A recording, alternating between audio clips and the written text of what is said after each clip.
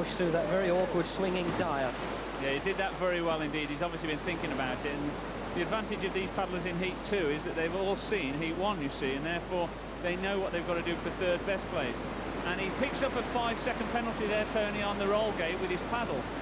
The paddle just touching the white crossbar on that roll gate, so that's 5 seconds.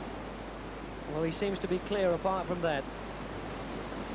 Was about 30 seconds off the leading time on the first run. Remember, it's the winner and the runner-up to go through to the final, plus the fastest loser.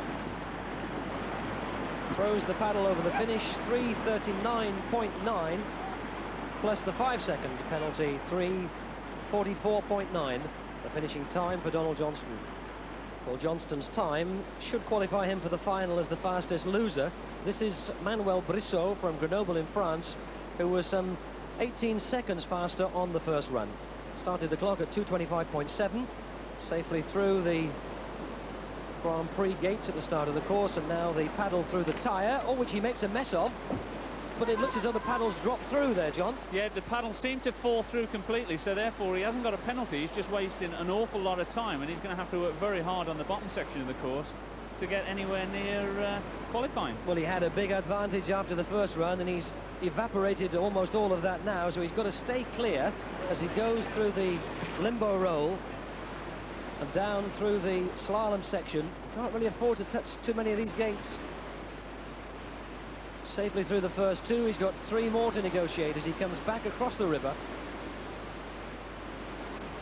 Through 27, 28 under the bridge, and then through 29 with its enormous stopper wave at the bottom. We don't think he's any penalties as he throws the paddle over the finish. 3:30.3 and a clear descent for Brissot, so he's definitely into the final, and that's the target time for the next man, Britain's Richard Fox. Well, Fox led Brissot by just over 8 seconds after the first run, but he's seen the Frenchman go down and have a clean descent and set a target time of 3:30.3. He'll certainly want to win this heat to qualify for the final as the winner. A lot of pride at stake, so he can't afford one slip. No, and the thing is with Richard as well, he doesn't like to go down the course before anyone else, so he'll want to have the fastest time overall so that he's the last off in the final. Approaching the roll gate, and in the past he's never really liked the roll gates, and he goes over there and comes up clear in his head as he goes to this slalom section, and if anyone can do the slalom section clear, it should be Richard Fox. Safely through the first 2 slalom gates, and Brissot's descent was just under 55 seconds, so Fox can be within 8 seconds of that and still win this heat, provided he's not incurred any penalties. Says hello to the big rocks as he comes through the final gate, throws the paddle, 3 minutes, 11.3 seconds. No penalties, and Fox has done it again. Fastest on the first run, fastest on the second, and he's stamped his authority on this competition. The winner clearly of Heat 2, with Brissot second. So it's Fox and Brissot who go through to the final from this heat to join Jones and Hearn from yesterday. And without being too chauvinistic about it, Johnston's time of 3:44.9 will probably qualify him for the final too as the fastest loser, because tomorrow's third heat of Paddles Up is just for the ladies. There are 7 of them, and after the thrills and the spills that the men encountered on this River to Erin here at Bala in North Wales, I think we can safely anticipate some more when the ladies have their go. Join us again on BBC One at the same time tomorrow. Bye-bye. Again, you know, canoeing is one of very few sports in which men and women can compete on equal terms, and this third heat of Paddles Up is an all-female affair, with 7 girls bidding for 2 places alongside the men in tomorrow's final. Now, we know the girls have got the skill, but really the question is, have they also got the strength to tame this fierce stretch of river which has already overturned the ambitions of so many world-class canoeists? These are the 7 girls who are going to try. And the first of the lady competitors will be 25-year-old Carol Jones, who hasn't travelled far for this competition because she lives here in Bala and trains on this water almost every day. The youngest competitor, 17-year-old Lisette Sims from Holland, who appeared in Paddles Up last year. And the new British Universities champion, 18-year-old Lynn Badger from Marlow, who's a student in Aberystwyth. A fast and exciting paddler, that's Vivian Goulding, aged 22, from Australia, who's their current national ladies champion. One of the British successes in this year's World Championships, 18-year-old Karen Davis from Gloucestershire, who was 13th in the individual event and took a bronze medal in the team. A popular girl in France, 23-year-old Marie-Françoise Grange, who's European champion and was silver medalist in the World Championships. And finally, 19-year-old Gail Allen from Ambleside in Cumbria, the current Paddles Up ladies champion and winner of 2 bronze medals in this year's World Championships.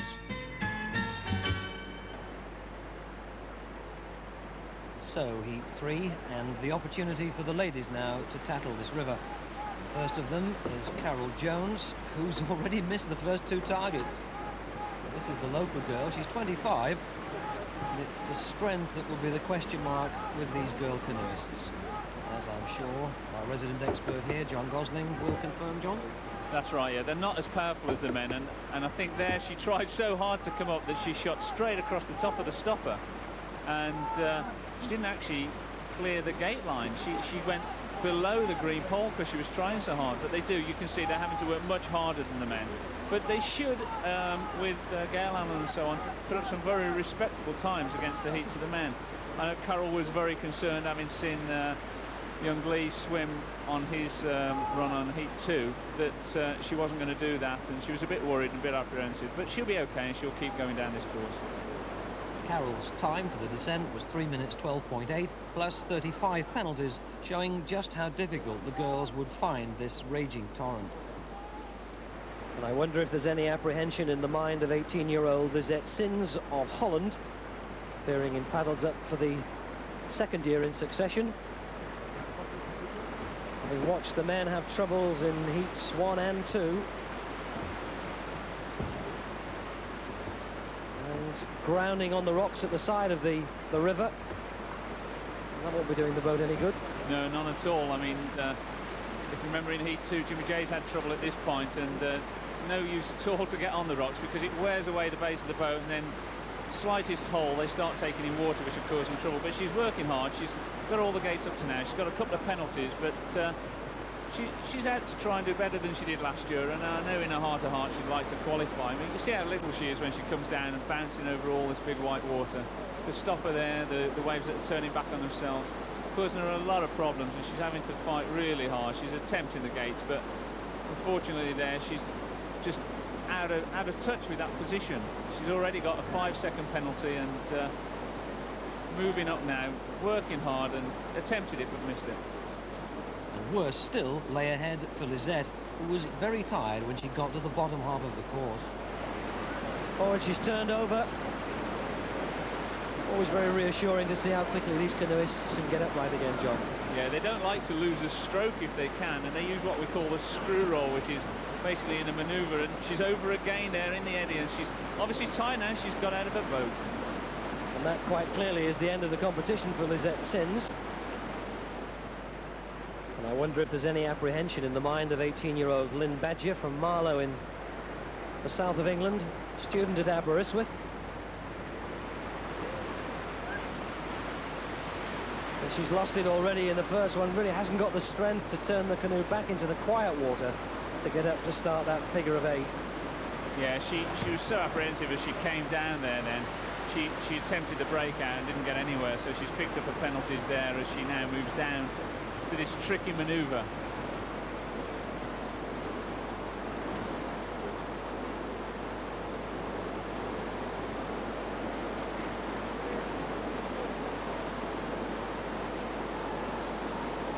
She's working hard there. This is where the girls are going to find it very difficult, moving across, and she's got caught up and she's made the attempt but can't get to that gate, and she's moving down now. You must remember that the men had a lot of trouble on this course, and she's already collected 25 penalties, and she's going to be very apprehensive about the bottom half of the course as she approaches this pirouette gate even. Lynn's caution and apprehension was reflected in her time of 3 minutes 25.1 seconds plus 50 penalties of 4 minutes 15.1. 22-year-old Vivian Goulding of Australia says that she likes paddling in fast and exciting water, and she's Certainly going to find those conditions here in North Wales today. About 20 miles an hour the water's flowing at, and of course the sheer weight and volume of it is producing a tremendous, powerful current against which they've got to fight. And she's doing quite well here, Vivian. She's certainly making a much better start than any of the previous competitors. Yeah, Viv is one of the strongest female paddlers on the circuit, and I'm sure she won't mind me saying that. She's been very, very quick this year. Her biggest problem has been she's been hitting penalties, and if she can only keep it clean, you're seeing a future medal winner at World Championship slalom canoeing. But we're not worried about that at the moment. We're worried about who's going to go through to the final of the Paddles Up Trophy, and Viv not doing too bad. I haven't seen any penalties at all on this run so far. She's taken all these gates in the reverse situation by coming down, which makes the line up better for the next move. But here we go down to the pirouette gate, and let's see what happens. Well, she's clean so far as we can see. It's certainly the best run by any of the girls. Considered to be something of a dark horse in the competition, Vivian Goulding, and she's certainly proving that point here.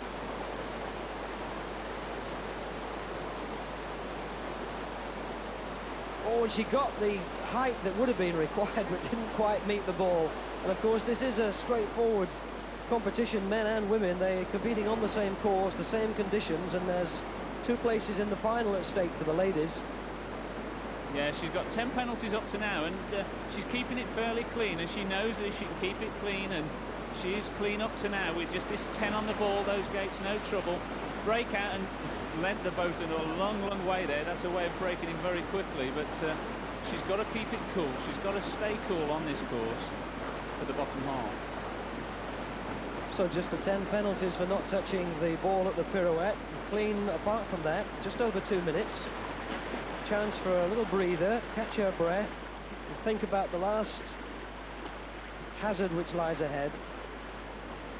This very, very fast rapid at the bottom. Got to go around the far side of the green pole. Turns the boat round and now wants to paddle hard and try and stay at the top if she can. Come right across the river, and she's doing really well, is Vivian. And come round this side of the red. Oh, and she has, let's see when the clock stops, 2 minutes 31.9. What a good run that was. Just 10 seconds of penalties, a total of 2 minutes 41.9. A smashing run by the Australian girl, proving that the girls can do it. I think that ball stinks.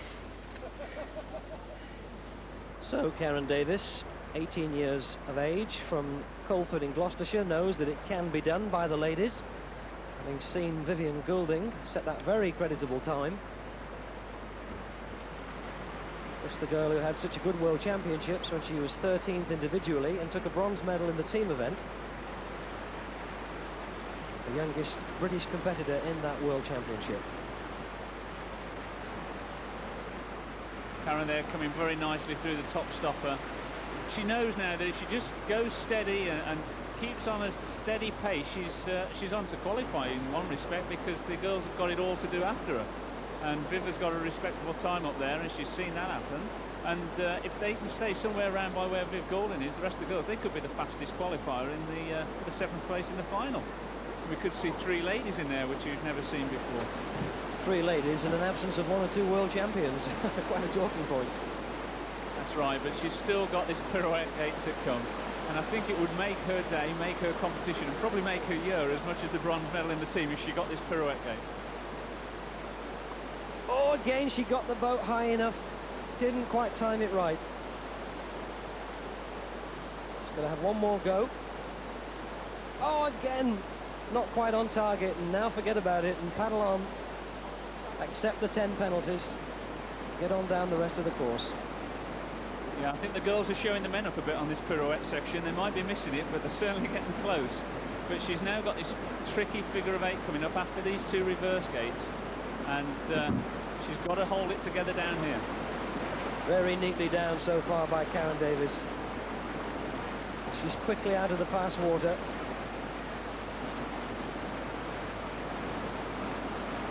Disappearing almost totally from sight in that boiling water. Wants to get straight again. Yeah, she's now just going to concentrate, I would imagine, down here. Almost demolishes the targets there. Just coming up for 2 minutes 10 seconds. Vivian Goulding's time was 2 minutes 31.9. So could be about the same sort of time, and so far we think only 10 penalty points.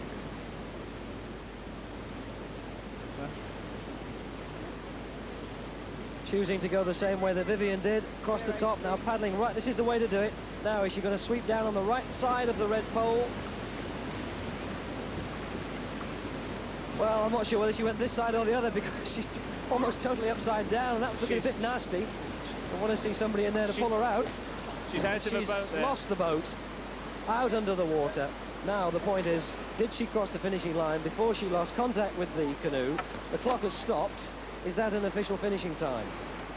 Now let's look at that again. Karen comes down past the green pole, and she's going to ferry glide, move her boat across the top of the weir there. She's working very hard, and she's just going to turn and come down the weir, and you'll see the back of the boat just gets swallowed up by the stopper, and she can't hold it, and she's over. Tries very hard to roll, but the force of the water just rips her out of the boat. A real shame for Karen there. Quite a nasty moment for Karen, and a big disappointment as well, because she's disqualified, and her time would have been around 2:32, plus only 10 penalties might have put her in the lead, would certainly have been good enough to challenge for a place in the final. Marie-Françoise Grange from Brittany, the world's silver medalist and European champion.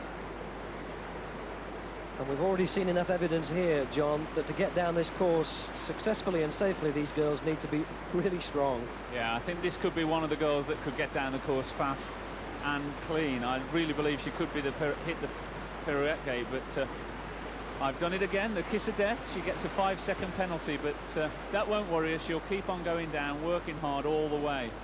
And she's approaching this long section now where she has to work hard, and Viv Goulding, you remember, used the technique of reversing on the gates and spinning the boat, and Marion is trying to keep it going straight and flowing as she would in a normal slalom competition, but we'll see. Immediately changed the technique there, and looking quite good. Not a bad time there as she approaches the pirouette gate. Certainly a time creditable to the men's performance, and it's the same competition, remember. Got the pirouette and lift the bow of the canoe out to hit the ball. She's had one go, must have another. Oh, look at the effort on the face. Well, now the wisdom is to give up. She's had her obligatory 2 goes. Just accept the 10 penalties, plus the 5 from earlier, 15 so far. But she's going through the limbos now, and still quite clean on this section. She needs to clear these 2 reverse gates, and she gets another 5 there. So now she's clipped another one there, and she's hit the bank. She could be in trouble here. With hitting the bank starts to damage the boats, and too many penalties, too many hits on the bank will find her sinking towards the bottom. She's got to hold it together now on this bottom stretch and get through that bottom fall. Already 30 penalty points accrued by Marie-Françoise Grange. But there's only one more lady competitor to come after her. And with the disasters that we've already seen and the disqualifications for a couple of the girls, there's still a chance she could get through to the final. Yeah, she could, and I think she'll try and do the same manoeuvre as Viv and Karen Davis tried to do here, where she'll go past the green pole and ferry glide, move the boat across the top of the weir and try and cut the last gate very tight and very short. Working hard there, but she's got pushed back. She's gone higher upstream to turn and do a real run at this stopper. So she ought to have no trouble getting down past the red pole. Stops the clock, 2 minutes 31.6 plus 30 penalties is 3 minutes 1.6 seconds, and she smiles about it. The 1984 Paddles Up Ladies champion, Gail Allen from Ambleside in Cumbria, has just got to get inside 3 minutes to qualify, or to look as though she's likely to qualify for the place in the final after this first run. Going very well. Yeah, she looked a bit nervous there, and talking to her before the event, she was saying she was a bit worried because she was feeling so confident, and she clips that green pole on the exit of the gate, so that's a 5-second penalty, and she can't afford to get those penalties. But she was feeling so confident, she started to worry about it. But she's coming down now through this tricky section, and I'm sure she'll keep it steady, try and keep it clean, and look at not getting the penalty on the pirouette. This is the girl who took 2 bronze medals in the World Championships in the individual and the team competition, and was the highest placed British lady canoeist. As you can see, a girl who paddles very fast, almost attacks the water. Can she unglue the canoe and get the bow high enough? No, she tried, and this could cost her the competition if she tries too much. I know she doesn't like to fail on anything in canoeing, and Gail's another one of these girls or another one of these paddlers that has done river race as well as slalom, and she's always a bit betwixt and between with the two of them, but she's undoubtedly at the moment the current top paddler in Britain with her bronze medal from the World Championships. Just coming down to the figure of 8 now with just 10 seconds, 15 seconds because of the 5 and the 10. And she goes into the figure of 8. Just 19 years of age, Gail. This is a very respectable time. She's looking to get inside 3 minutes to be in second place after this first run. If she can get inside 2 minutes 41.9, she'll be the leader. Only 15 seconds of penalties to add to the running time in the top right-hand corner there. She's not managed to get across the river and hasn't yet managed to get around the right side of the pole. Time's going to tick on here because she's got to move across, back up the eddy and ride the stopper wave here. Up in the slat there, the eddy, and she's back into the stopper now. And she gets it at the second attempt to finish in 2 minutes 34.7 seconds plus 15 penalty points, 2 minutes 49.7, and Gail is in second place after the first run. And already we're down to just 5 competitors, 2 capsized and gone, not permanently but out of the competition, and the top 3 have a 46-second lead over the other 2. In third place is Marie-Francois, almost 12 seconds behind Britain's Gail Allen, who in turn is almost 8 seconds behind the leader, the Australian Vivian Golding. The smile on your face at the end said you really enjoyed that. Yeah, I did. It was good fun. Like, it's not like a normal slalom in many ways. It's meant to be more fun. Yeah, that's right. Oh, well, slalom is fun in itself, yeah. But I'd had a pretty good run down the course, and that always makes you fun, makes you happy. And the moves happened the way I expected, well, I wanted them to, so it went really well. In fact, your time was better than some of the men's. That must have pleased you. Yeah, it was. I went a bit cautious because I've never paddled this river before, and I knew that if you got a fairly clear run, the time would look after itself because everyone was hitting gates and missing the ball and things like that, so, you know. A real chance of a place in the final. Yeah, probably, maybe, yeah. I'll go for it anyway. So, with 2 of the girls capsized and disqualified, and 2 more, Jones and Badger, already effectively out of the competition, that just leaves the top 3 to chase those 2 places in tomorrow's final. Vivian Golding of Australia, Gail Allen of Britain, and the first competitor that we'll see now on the second run, Marie-Francois Grange of France. Marie-Francois Grange of France knows that third place after the first run won't be good enough to put her into the final. It's got to be runner-up or winner for the ladies to get through to the paddles-up final. Safely through the Grand Prix gates. And she didn't manage to get the paddle through the tyre. She's going to go back and have another go, is she? Well, that's wasting time. That's right, but I think she's more interested in trying to get the 10 seconds knocked off. She felt probably in the quickness at the moment that she could get back up there in under 10 seconds. As it turns out, I mean, she's wasting a lot of time going up, but she should end up getting it clear now. Just taking it a bit slower, passing it through carefully, and she must be thinking now that she's blown her chances. Well, had she. Marie-Francois was careful not to incur any penalties and finished in a total time of 4 minutes 30.5 seconds. The defending paddles up ladies champion Gail Allen from Ambleside in Cumbria, just under 2 minutes 50 for her first run, so that's where the clock starts for this second descent, which begins with 3 Grand Prix gates where you have to go through the middle, no penalty if you touch them. And now this Putting the paddle through the tyre has caused problems for others, but not for Gail, who had certainly thought about that, John. Yeah, I think she got that well worked out before she even left the start. And what Gail's going for is not just to qualify for the final, but to win the ladies' heat. You must remember that not only was she the top lady last year, but she also won the ladies' heat. So she's out to prove that she's still the winner of the ladies' heat, apart from getting through to the final. 4.5 minutes was the time posted by Marie-Françoise Grange of France. She'll be well inside that, provided there's no disasters on this final run to the line through the last 3 slalom gates.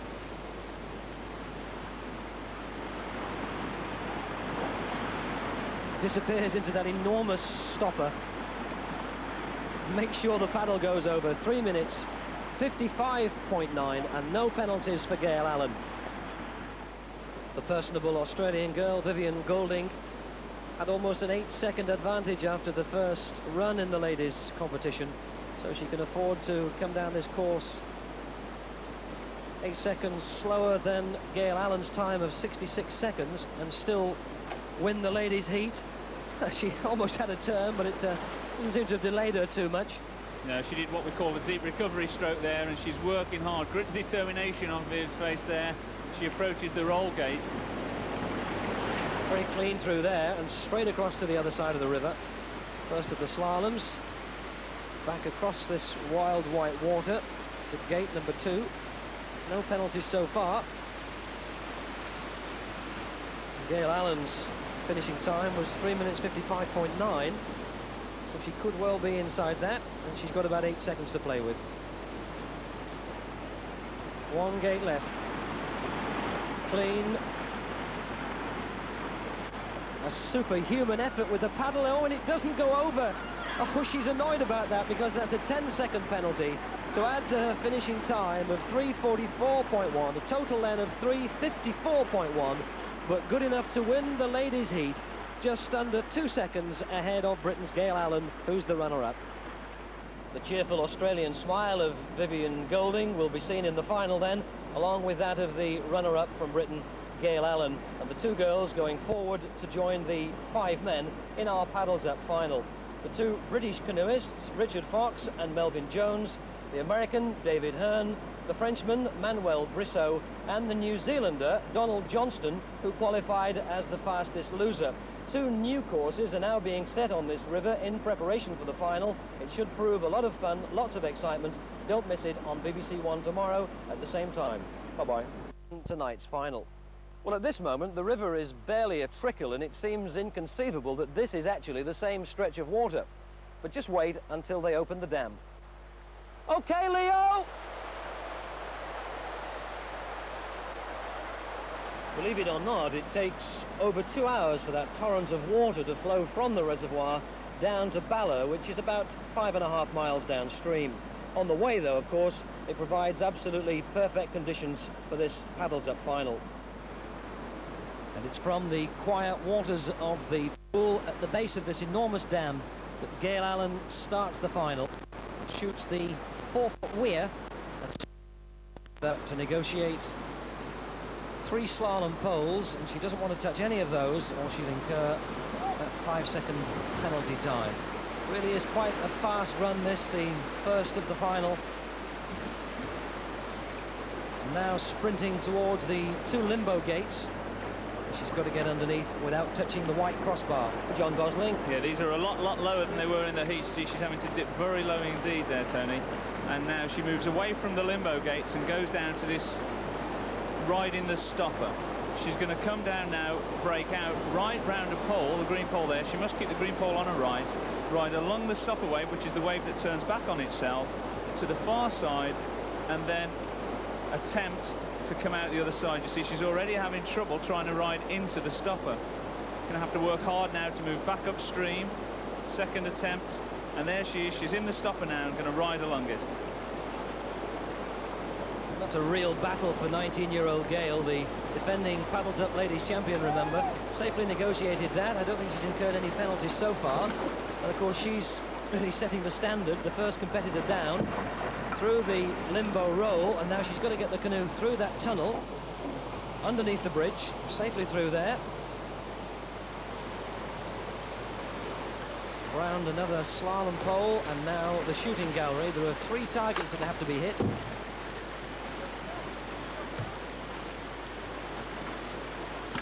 The second, just one more, and then the sprint for the finishing line.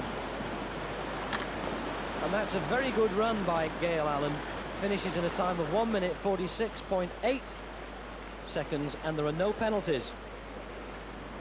And over the relentless surge of that 4-foot weir at the foot of the dam comes the second lady competitor, Vivian Golding of Australia, who won the ladies' heat.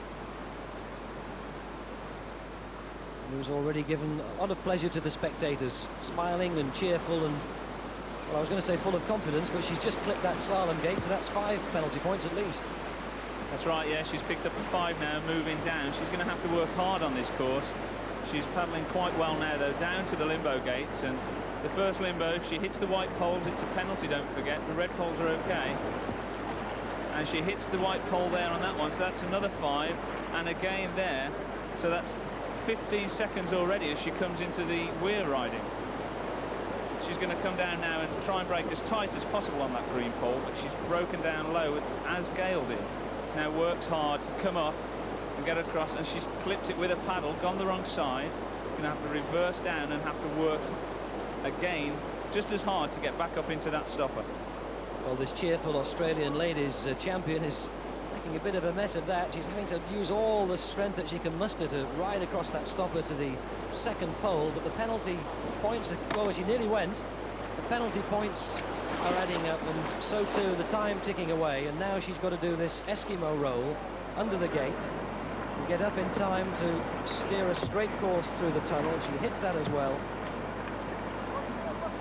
And she's now going through the tunnel, having gained an awful lot of penalty points coming down this run. We'll have to wait for confirmation of them all, but she's seriously affecting the chances of beating Gail in the second half of this course. Just the shooting gallery now to negotiate, and almost destroys that one. She's probably angry with herself. She's got to get across to the other side of the river and hit the second. A bit more of a gentle tap. And then the third, and then the paddle hard to the finish. And the finishing time, 1 minute 58 seconds dead, but there's an awful lot of penalties. 35, the officials have said, to give Vivian a final total there. 2 minutes 33 seconds, so a big lead for Gail Allen with one more run to come for the ladies' competition.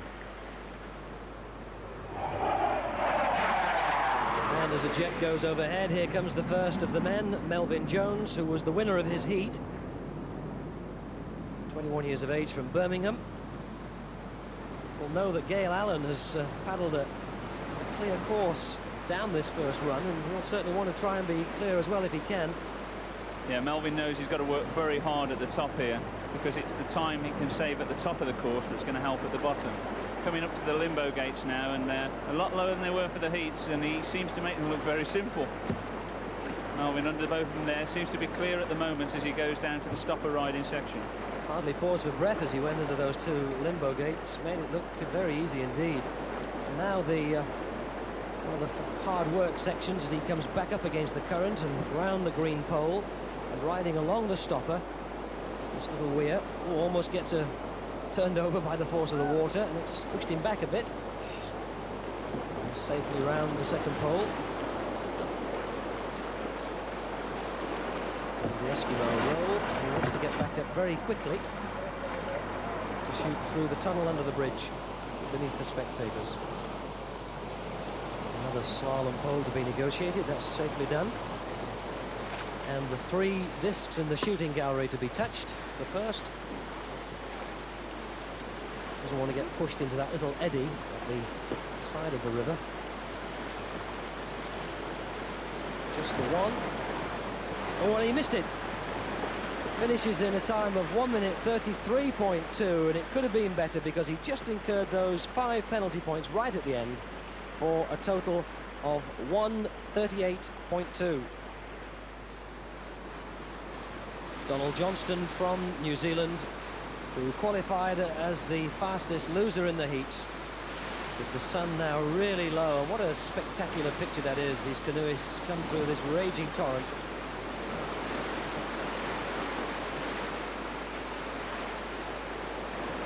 Melvyn Jones's time for the descent was 1 minute 33.2 plus his penalties, so Johnston will know that's the target time for this first run. He neatly threw the first of the limbo gates and the second, so he doesn't appear to have incurred any penalties. It certainly looks clear at the moment as he comes down to the Weir riding session, and he breaks out there on right on the green pole, and now he needs to get into that stop away to ride across. He's having trouble. He's got in there and he's wasting time. He cleared that pole nicely and he's working very hard to get across. Almost capsizing, but he got away with that, so still clear. And now the Eskimo roll, complete circuit underwater. He's got to get up in time to get down the middle of the tunnel, so none of the spectators fall in as they lean forward to get a better view. Here he comes now down to the shooting gallery, and we saw Melvyn miss one of these and did that nicely there. Gets to that one, has to work very hard to get across to the other side of the river now. Donald there, just coming over nicely, flicks it and works hard down to the finish.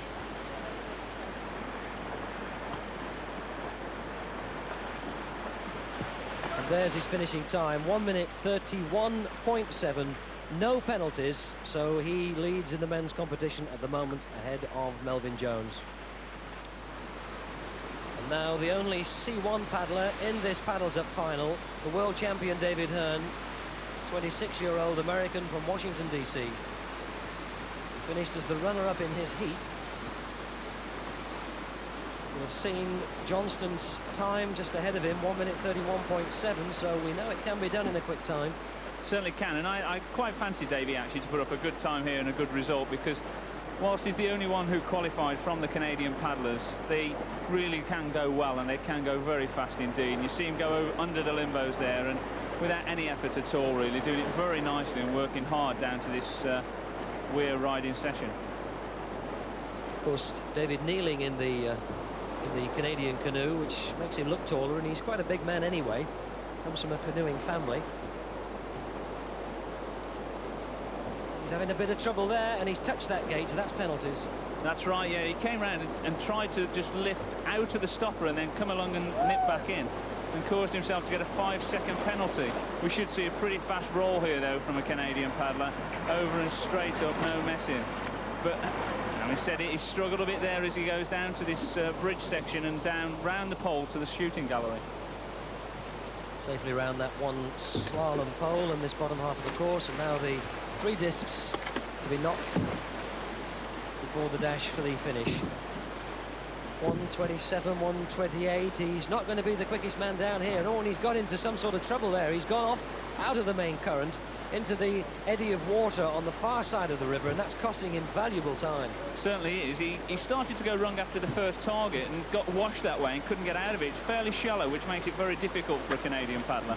But he seems to have sorted himself out now and just pulling over to the last target. Uses his hand to push that one back and finishes in 1 minute 54.5. But there are 5 penalty points for David Hearn to give him a total of 1:59.5. Just 2 competitors left in this first round, and this is Manuel Brissot of France, who was the runner-up in his heat.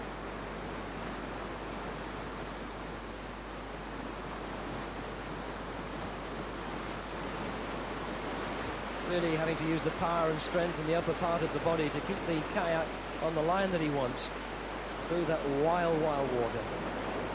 I think he's very confident actually with this event. He's coming down to the limbo gates now, and he just needs to keep it clean. And the kiss of death again there, he gets a 5-second penalty and another one. So that's 2 5s on this limbo section he's picked up. So he's 10 seconds as he comes down to the right-hand breakout for cutting through the stopper. These kayak canoeists have got the double-bladed paddles, so a bit more opportunity to get purchase on the water, although it's a bone of contention between all the canoeists, which is better suited, the C1s or the K1s. Certainly the C1's usually faster at the roll, and there he is on the roll gate, and he's failed to come up, and he could be in real trouble here. Very lucky to come up on his second attempt there, just above the bridge, and goes down now towards the shooting gallery with something like about 15 seconds penalties.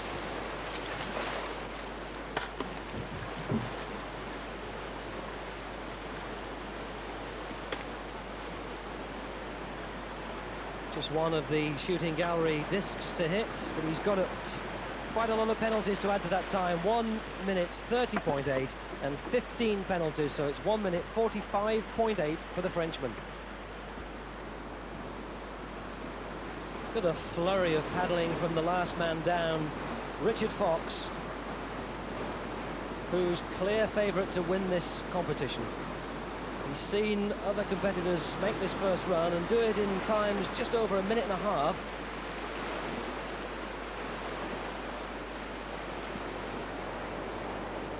Johnston still the leader with 1 minute 31.7, and Fox will know that that's the time he wants to get inside. Clean.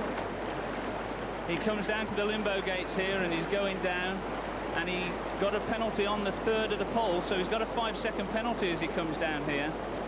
Makes the break out there quite nicely, and he said he'd do this faster than anyone across this stretch here. Just concentrates on it and then really powers across the stopper there.